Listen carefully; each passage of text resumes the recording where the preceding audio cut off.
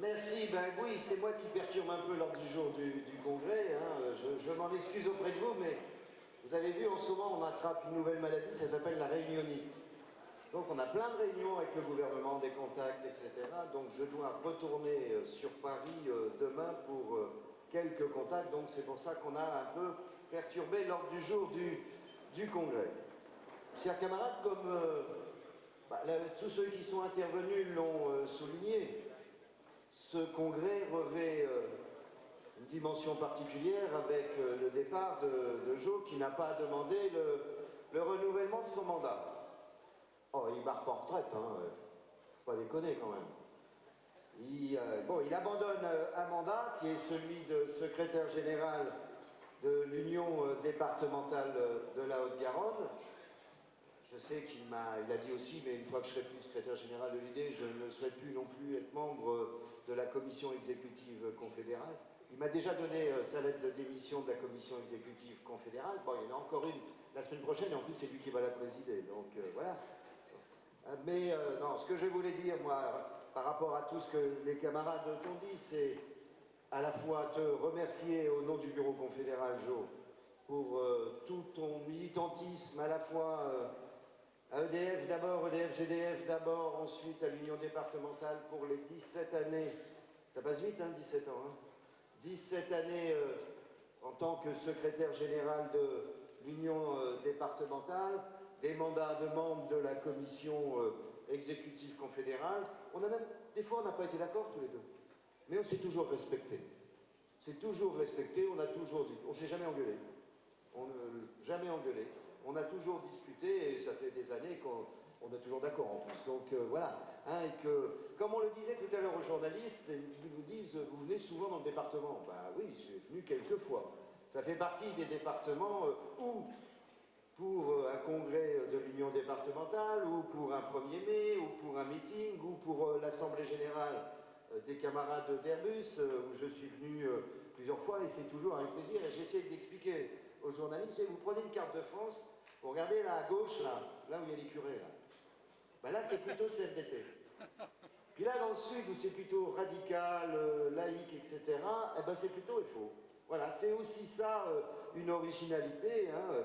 Ça fait partie du paysage de l'histoire de notre pays, et nos implantations dans la région et dans le département font que nous pesons à la fois dans la métallurgie, tout le monde le sait, mais aussi chez les territoriaux et dans toute une série, à Carrefour et autres, dans toute une série de départements. Donc, merci Jo pour tout ce que tu as fait pour l'organisation. Et quand je disais qu'il n'a pas fini, c'est qu'il a au moins, alors des mandats, je sais qu'il en aura encore sur le plan local, mais il a encore 4 mandats nationaux, hein, qu'il va continuer hein, au Conseil économique et social. C'est un des 17 membres FO au Conseil économique et social national. Il est notre administrateur confédéral à la GFIP, association qui gère la question du handicap dans le secteur privé. C'est un de nos administrateurs à l'Agence centrale des organismes de sécurité sociale, l'ACOS, comme le rappelait la camarade de la Sécu ce matin, et un de nos administrateurs aussi à l'UNEDIC. Donc ça fait 4 mandats qui vont l'occuper. Hein, bon, un petit peu moins globalement que, mais il ne va pas avoir le temps de s'ennuyer. Hein, ça, j'en suis certain. D'ailleurs, ce serait pas bon qu'il s'ennuie. Hein, on ne peut pas s'arrêter comme ça brutalement. Hein, et puis, quand on milite, il n'y a pas de retraite. Il y a des retraites administratives, ça, on est OK. Mais quand on milite, on a ça dans la peau. Et puis, on continue à militer sous une forme ou une autre, dans des mandats parfois différents. Et je sais que Jo fait partie de ces militants qui continueront tout le temps, d'une manière ou d'une autre, à militer. Donc on aura l'occasion de reparler de tout ça, notamment ce soir. Chers camarades, voilà. Le journaliste nous demandait tout à l'heure, mais qu'est-ce qui pour vous est le dossier le plus important aujourd'hui? Et j'expliquais aux journalistes que finalement, aujourd'hui, le dossier qui va être le plus important, c'est ce qui va se passer dans 15 jours au niveau européen. Pourquoi je dis ça? Je dis tout simplement ça, mes camarades, parce que dans 15 jours, enfin le 28 et le 29 juin, il va y avoir une réunion à Bruxelles des chefs d'État et de gouvernement européens, et c'est là qu'on va savoir si les chefs d'État et de gouvernement, vont effectivement s'engager dans une renégociation des traités européens, comme le demandait le candidat qui est devenu président de la République, ou est-ce que, non, ils ne vont pas réussir à se mettre d'accord, ils vont garder les mêmes traités, puis ils vont nous ajouter une petite verrue à côté, dont on ne ne sait pas trop pour le moment ce qu'il y aura dedans. Mais, alors, tout se réglera pas en 2 jours, on en est bien conscient, mais de la tournure que prendra la construction européenne d'ici la fin du mois, il y a toute une série de choses qui vont découler, non seulement pour nous en France, mais dans les pays européens, notamment dans les pays de la zone euro. Est-ce qu'on va en gros se redonner un peu d'oxygène? Ça veut dire se redonner un peu de marge de manœuvre avec toute une série de décisions, ou est-ce que non, on va rester dans une logique d'austérité, et je pousse pour me faire comprendre, puis on sera tous des Grecs demain, quoi.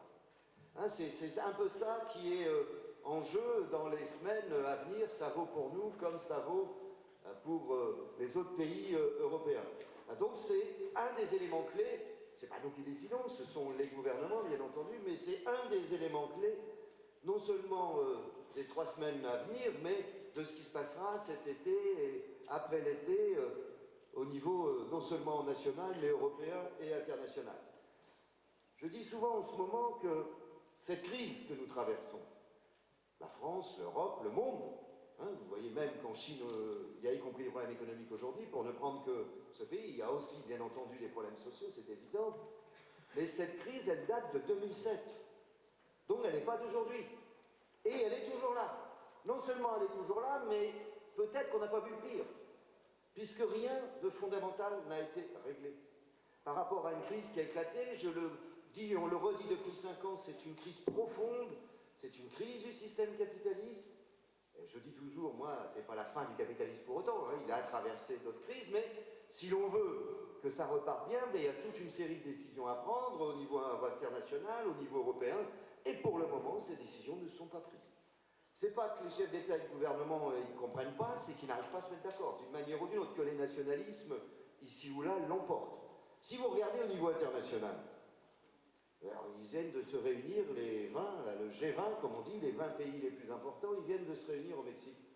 Qu'est-ce qu'ils ont décidé? Ils ont fait une déclaration en disant la croissance c'est bien. J'exagère à peine. Ça va se traduire concrètement par quoi? Par rien. Ça va se traduire par rien. Le dernier G20 qui s'était tenu en France à Cannes avait aussi une déclaration qui était pas mal. On avait même réussi syndicalement avec nos camarades étrangers des autres pays à pousser, à faire inscrire dans la déclaration des chefs d'État certaines formules intéressantes du type il faut que les normes internationales du travail soient partout respectées, il faut qu'il y ait un filet de protection sociale dans tous les pays dans le monde, ce qui est loin d'être le cas aujourd'hui. Je prends cet exemple, mais il est significatif. Quand j'étais au Maroc il y a 1 mois et demi, ou en Tunisie au 1er mai, il faut savoir que dans ces pays, et parfois c'est pire, vous n'avez qu'en gros, dans le privé, que 30 à 35% des salariés qui sont couverts par un système de protection sociale, couverts par l'assurance maladie. Donc ça veut dire que les autres ne le sont pas. Avoir un filet minimal de protection sociale qui concerne tout le monde, non seulement c'est important pour les gens concernés, ça veut dire qu'ils auront une couverture et donc un accès aux soins, mais ça veut dire qu'en même temps, vous coupez l'herbe sous le pied à certains mouvements islamistes, intégristes, qui s'appuient sur l'absence de système de protection sociale pour fournir des aides sociales dans les quartiers. C'est un réseau électoral. Bon, le fait de mettre en place un système de protection sociale dans ces pays, c'est une manière de lutter contre certaines formes d'extrémisme aussi, tout en améliorant la situation des salariés et des populations. Donc inscrire ça, c'est bien, mais concrètement, c'est au mois de novembre, on a tous dit c'est très bien, c'est une bonne déclaration, concrètement, ça s'est traduit comment? Par rien. Pour autant, il n'y a aucune décision concrète qui n'est venue alimenter derrière cette décision prise par les 20 chefs d'État et de gouvernement. Est-ce qu'aujourd'hui, il y a encore des paradis fiscaux? Bah oui, encore autant qu'avant. Toutes les grandes entreprises, françaises, allemandes, autres, les banques, ont toutes des comptes multiples dans les paradis fiscaux. Je dis toujours en déconnant, moi, si Madame Bettencourt, elle se souvient où elle a mis son pognon, ce qui n'est pas sûr, elle peut encore le placer dans un paradis fiscal. Et c'est pas la peine d'aller aux îles Caïmans. Luxembourg, la Suisse, ça fait partie des paradis fiscaux.